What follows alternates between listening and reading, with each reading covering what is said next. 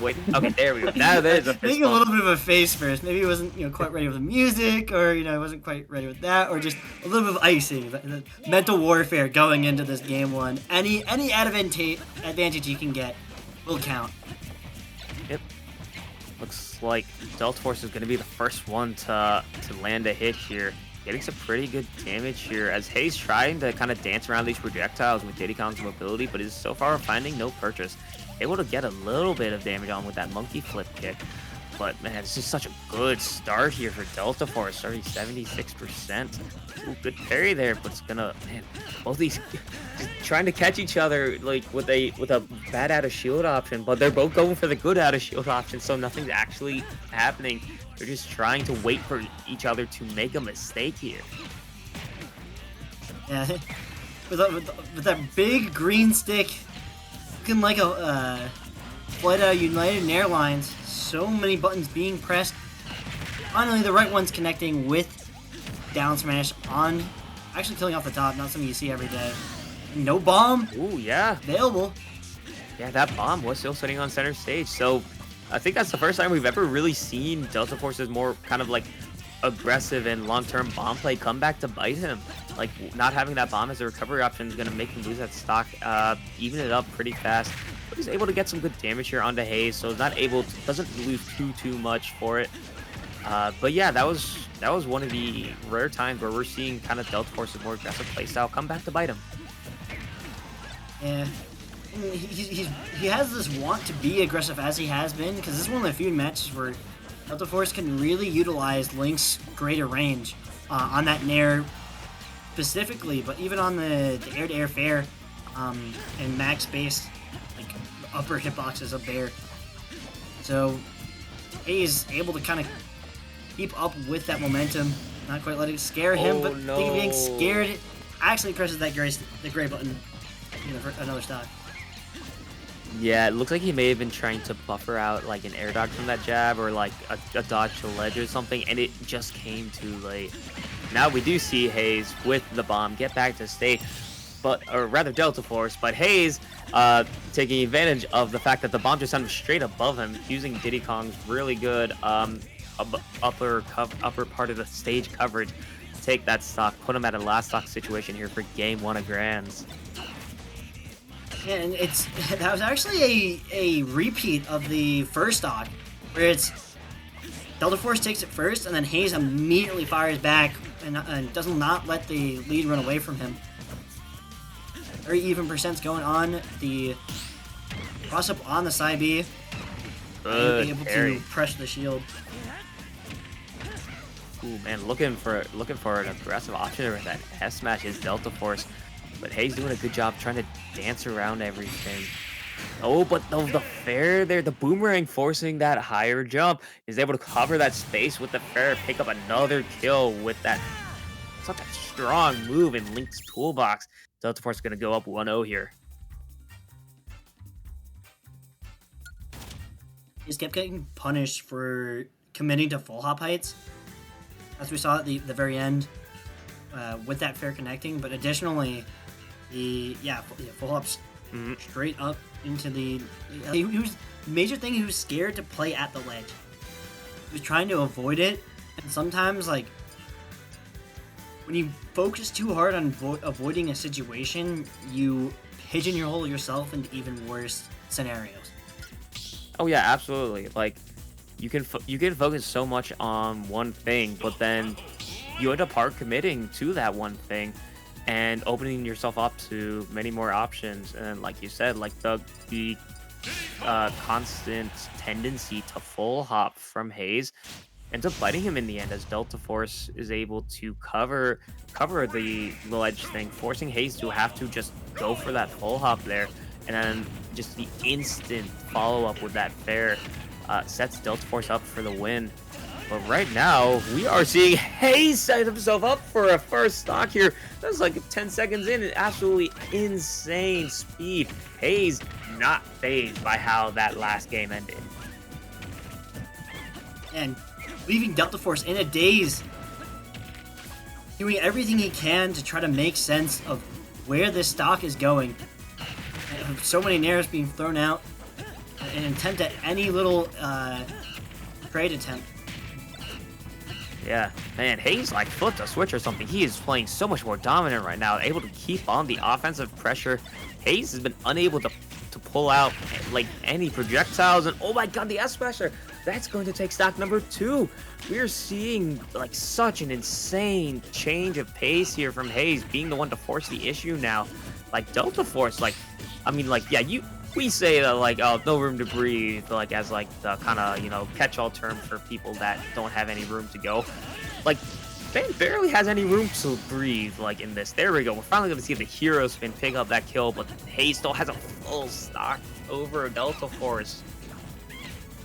Just in terms of, you know, momentum and timing, the major adaptation coming out from Haze is rather than trying to beat him to the punch or to have something lingering out, he moves with Deltaforce. So when Deltaforce jumps, Haze is jumping. When Deltaforce rolls, Haze is running. There's a lot of synchronicity that's actually helping out Haze, because only fast button Deltaforce really has is Nair, whereas all of Haze's buttons are on average faster than the average Link button. Yeah, that's one of the disadvantages of being one of those heavier swordy players, is like you're on the slower end. Hero spin there, not quite gonna kill. Oh, I love the air dodge away from the bomb there. You can tell that Haze has been paying attention to how Deltaforce has been playing in these previous sets, because he's just able to dodge away from that and then uses the barrels to safely get back. Now both players sitting at over 100%. The clap into the up smasher is gonna secure it for Haze in a very dominant game number 2. He's taking his advice from Bulby, hits him with the slap, slap, slap, clap, clap, clap. Clap picks him up and takes him to this game 3 scenario. Crucial game 2 win for both players, because counter pick advantage is one of the biggest things in a game with so many stages and a very shifting stage list, albeit that. Yeah, especially with at least Haze having that Rob in the back pocket to be able to pull out. Should Deltaforce end up with that stage, with the stage counter pick. But yeah, we're gonna have to see how Deltaforce is able to respond, because Haze just flipped a switch in that game number 2 and is able to put on so much pressure. Oh, okay, great dancing around the hero spin there. He's able to keep putting on some more damage here. Now, oh my god, an up smash out of shield. What a great option. He's gonna punish that Nair coming out from Deltaforce. And albeit one of Link's lowers out of shield options, still quite the necessary one, as those high poke Nairs is the only way you really can punish it, because up B doesn't quite hit that high. But speaking of high hits, at the top of the bomb poking out Haze right when he's trying to monkey flip out of the corner. Oh no! Okay. Numero Trace? No. Oh. Jugador Numero Trace does not come in and save him. Yeah. You always... Anytime I see the monkey barrels kind of fall off of Diddy Kong, start flying around the stage, I'm just like, oh god, where are they? Especially because, you know, with how the camera in Smash Ultimate works, it's focusing on the players, so you have no idea where those barrels are, and that's just such a weird factor you have to look out for. And, oh my god, he had the bomb to save himself. It gets a tech on the stage and the hero spin back on. Oh, dodges through everything. Oh, okay. So Haze is finally going to get the up tilt there to secure the kill. Take off Deltaforce's first stock of the game. But oh my god, so fast paced. Not giving me any time. I'm the one that doesn't have time to breathe here, as the fair coming out, not quite going to kill. Haze trying to use these monkey barrels to some kind of effect, but nothing going here. Bomb coming out once again. Oh, but Haze able to monkey flip kick through them. Get the double bear chain. Oh, trying to go for the spike. Oh, hero spinning safely back to the ledge, though. Man, these players are just not giving any time to rest here. Constant pressure, constant clashing here.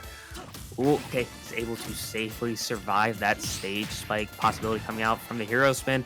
Clap to fair is gonna send Deltaforce off stage, but he goes too low. He's gonna fall down, and now Haze almost 150% on this last stock. It's a huge mountain to climb up here, but it's not impossible. We have seen him pull this out before. Oh, great DI towards the center of the stage to avoid getting spiked there from Diddy Kong. Able to go for the low recovery there, monkey flipping through all the projectiles. 55% here onto Deltaforce, building up so much damage, 72% now. as Haze. Oh no, he gets a bit too antsy. Runs right into the hero spin, and that's going to be Deltaforce taking game number 3 there. And what a nail biter. Spanish Inquisition of reversals coming out in that game 3. So many unexpected and unseen turnarounds from both players. Haze, we saw with that slight delay, he tried to bet it all on black, but did not quite get the roulette wheel to land in his favor. Yeah, man, it just such an insane like sequence there at the end. Like both players just putting on so much pressure. We're gonna see Talented City coming out here as the counter pick. Okay, interesting choice here coming out from Haze. Opting for a bigger stage, which I am not entirely sure if I agree with in this situation, because with how Deltaforce has been playing with these projectiles, and especially with how looking back to how the first game ended, with how the space that Deltaforce was able to control with that boomerang ended up catching Haze in a bad spot. I'm not sure if I like the bigger space here for Deltaforce to be able to kind of play around with that. Yeah, while you definitely bring up a lot of great points of the bigger space, with how much Deltaforce has excelled in the CQC areas, the one match that Deltaforce has lost this set was actually on a smaller stage volume of a stage. So even though it's not as tight, that there's more room to kind of play and set up for your CQC. So it's a bit of a trade-off almost. Yeah, you're absolutely right. It's, stage picking, especially when you're in a grand final set like this, is such a big part of the game and can really separate the good players from the great players. And Haze is doing a really good job of keeping the combo going on here, taking advantage of the fact that that platform position over the edge gives him some extra options to kind of cover Deltaforce's recovery. This player is sitting pretty even right now. Great banana fair combo, looking to get the drop there, try to stop Haze from getting back to stage, but is able to get back. The Nair train kind of putting on a lot of pressure, but Haze just breaks through it. Now sitting at over 100% is Deltaforce, looking to try and survive this, use that ledge trapping pressure. The bomb is going to get him safely back to center stage, able to drop another one there, cover that just below the platform area. Buy Deltaforce some space to try to get back, but man, Haze just not giving it to him. The hero spin right up from ledge is going to catch Haze in it, sending him off, and Deltaforce one stock away from taking the reset on this bracket. Haze isn't going to make it easy for him, though, responds immediately with down tilt to the up smash, putting it in a last stock situation. Big burn on the banana to reset it, because the biggest thing is Deltaforce has been getting caught a lot jumping out of shield.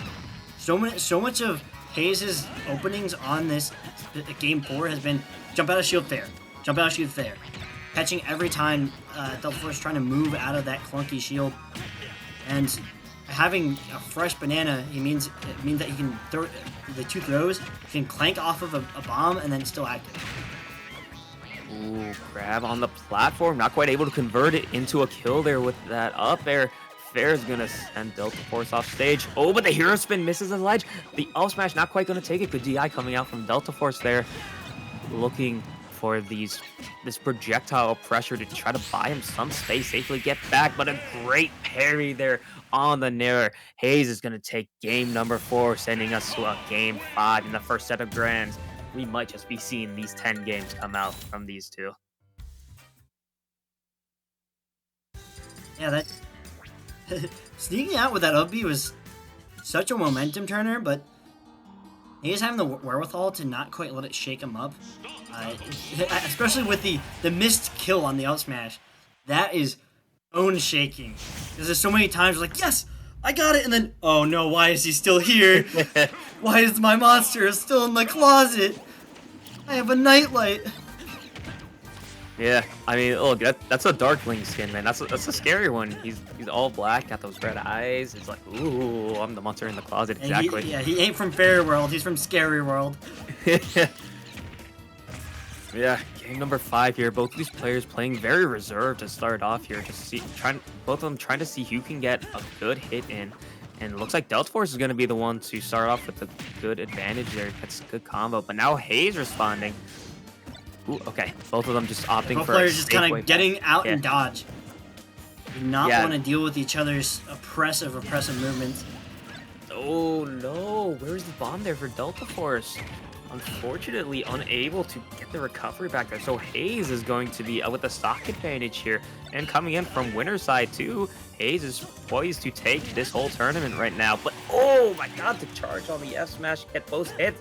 Just barely living his Haze. An amazing DI there coming out from him. And the rocket barrel is going to get him safely back to stage once again.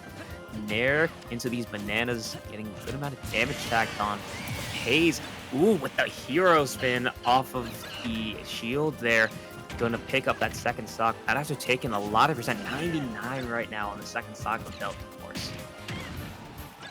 Haze is kind of using the weak hitbox of his Nair, like how Deltaforce spaces strong Nair and uses the last hitbox to poke out the strong. Like he uses all of the frames to keep like a lingering meaty out. So when Deltaforce does do that big habit of jumping out of shields, you know, jump boomerang, jump fair, jump air, there's something out ready to catch him, despite, you know, Diddy Kong not really being known for having long lingering hitboxes. Deltaforce trying to find pressure. Good monkey flip's going to get the grab there, and that is going to take the kill, putting Haze with the stock lead here, sitting at 69% with another stock to play with. Bomb sitting at center stage, though, does give Deltaforce a little bit of breathing room. Oh, he tried to pull the banana there, but it was still out on the other side of the stage, I think. He's not able to get anything, but high hero spin recovery is going to be punished there by Haze. Haze doing a really good job racking on this damage, not letting any chance of a comeback here for Deltaforce manifest. Just dancing around everything so well. Trying to set up something with bananas. The shield hero spin, not quite gonna take the kill. Good DI from Haze, and we've seen the monkey barrels coming out to safely get him to the other side of the stage. Banana followed by the monkey flip kick. Great way to close the distance here. Not quite gonna get the kill there with that down smash. The grab off the stage. Oh, and he goes with a weak